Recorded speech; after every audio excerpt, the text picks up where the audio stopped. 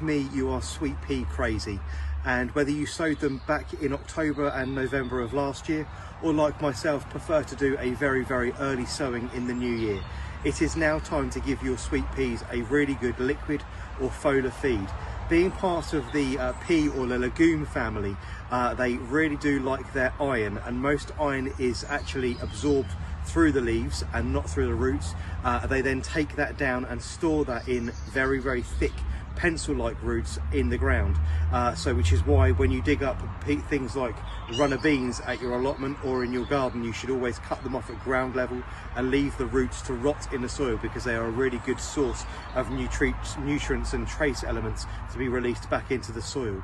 But if you have got sweet peas that you're now hardening off, ready to be bedding out in about a month's time, it's time to give them a little bit of a liquid or foliar feed. And the best thing to do with that is to feed them with sequestrian with added iron. That's a seaweed feed which you make up about 15 millilitres or 1 capful per 4 litres, and it's applied to the foliage, so with a watering can like this and a really decent fine rose on it, it is now time to give them a really good water, a good soak, and make them sure they're really green and strong.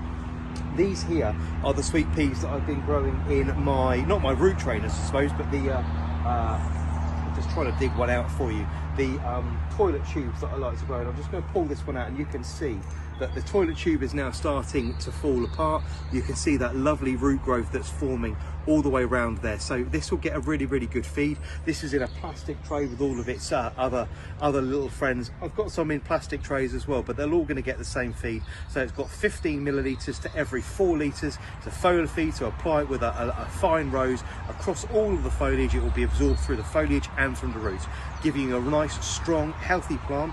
You want to be putting these into a cold frame over the next few weeks and starting to harden them up, ready for bedding out. And once they've produced around 3 or 4 leaf nodes, you want to start thinking about pinching out the tips of those so they form really strong and solid little plants.